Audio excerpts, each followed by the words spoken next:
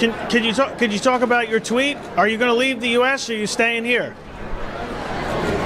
I'm just asking. You just tweeted it out. Why are you all so anxious for me to leave? I pay more than you. I won't say that part. Him too. Everybody keeps saying I said I was leaving. I was doing a Jimmy Kimmel skit. I was portraying a magic 8-ball. You remember that? Did you see that? I did see that. I'm just asking the question to clear it up. Clear it up will clear it up. You could have cleared it up by being a smart journalist yourself and saying you know. That was a Jimmy Kimmel skit, right? Yes. How many times has Trump misspelled Samuel in his rage tweets after getting roasted? Hint, it's more than his golf score on a bad day. Stick around for Trump's spelling bee fail and Samuel Jackson's mic drop moment that sent the internet into a frenzy. Quick favor, if you're loving this, hit that subscribe button. Over 92% of viewers haven't yet. It's free, takes a second and means the world to us. Thanks. If you did. Now back to the show. Samuel L. Jackson just took Donald Trump to school on national TV.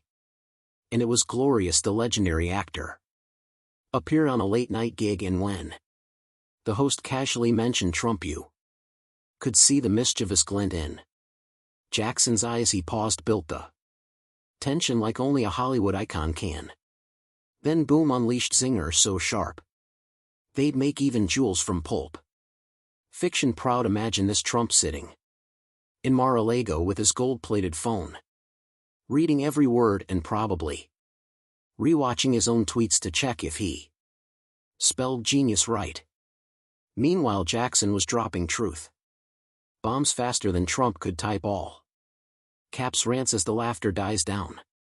Let's reflect. In today's political circus, sometimes the best comedy comes from real-life legends like Samuel L.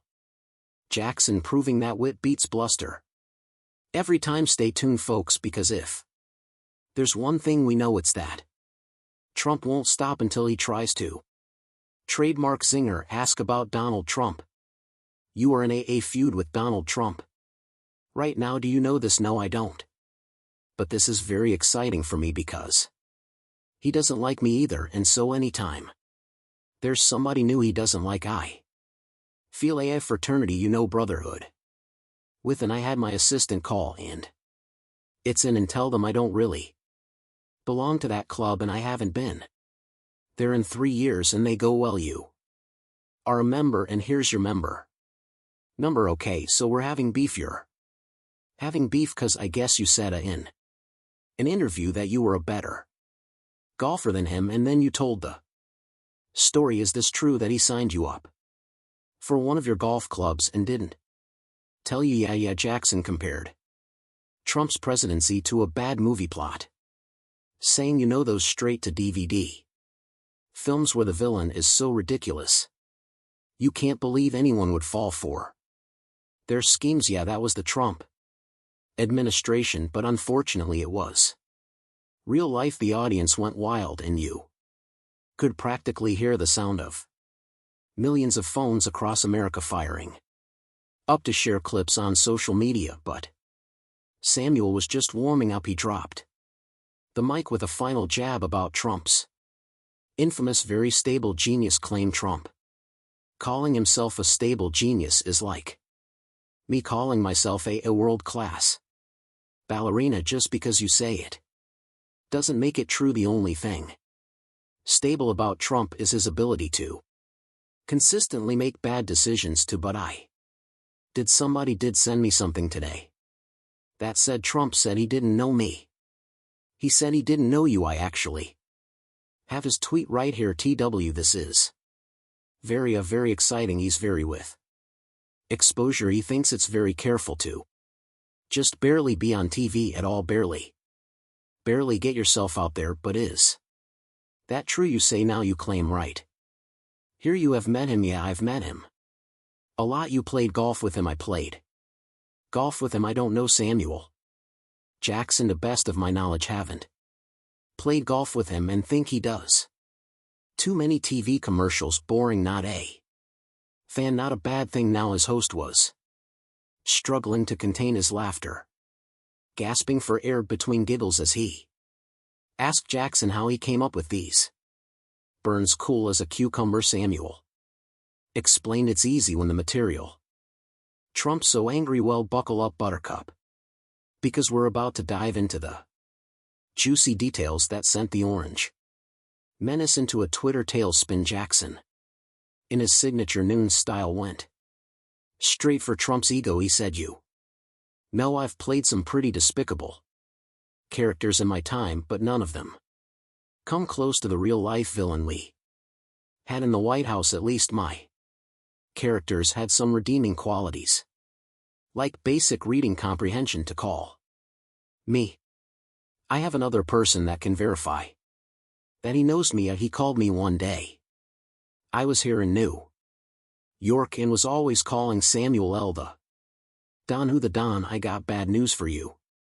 The one person that might not back you up right now in this story is Bill Clinton, cause I don't know if he's going to want to say story that he was golfing with Donald Trump. Either he didn't golf that day, he didn't golf that day, he did not golf that day. Who did you end up golfing with Mr. Clinton? Okay, so we're having beef. You're having beef cause I guess you said in an interview that you were a better golfer than him, and then you told the story. Is this true?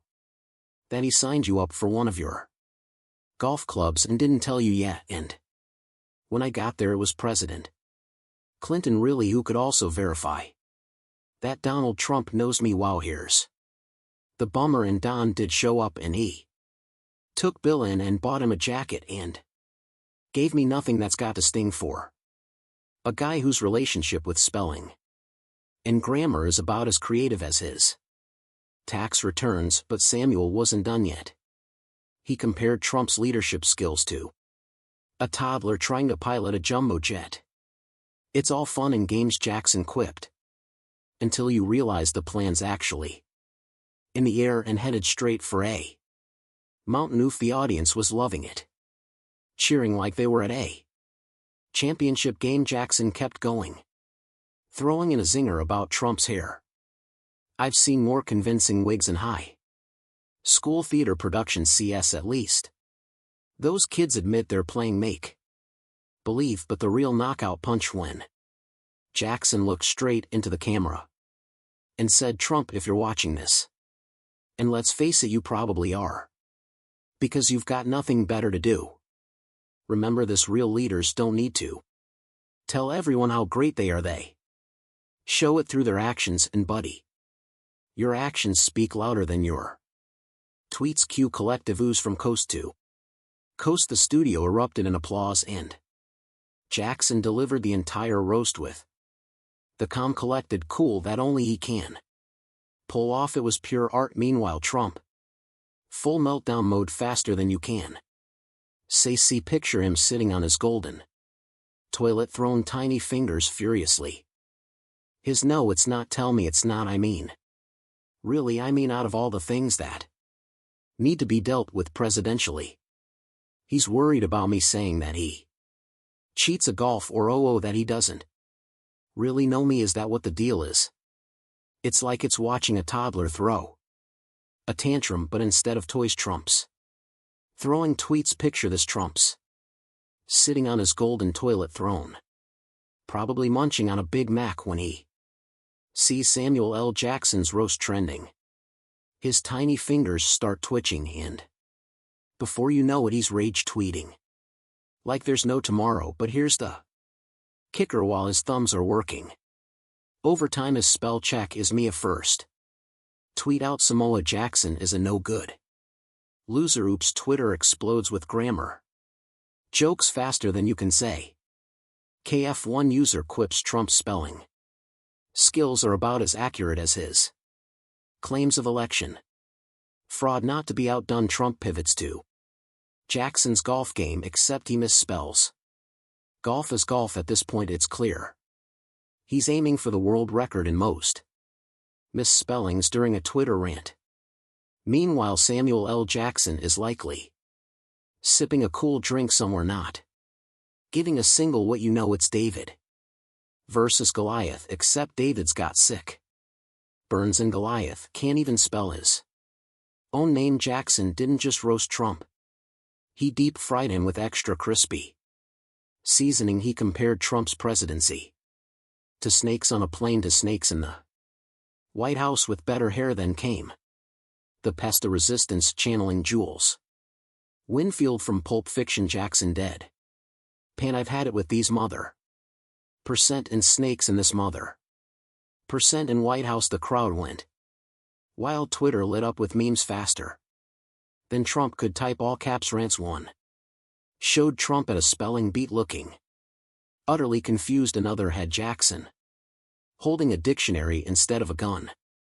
Caption: English mother parent of mine, do you speak it? As Trump flailed trying to fire Jackson via tweet, the internet roasted him right back. Trump says he's never seen a Samuel L. Jackson movie. One user joked next he'll claim he's never eaten a Big Mac or sent a typo-ridden tweet.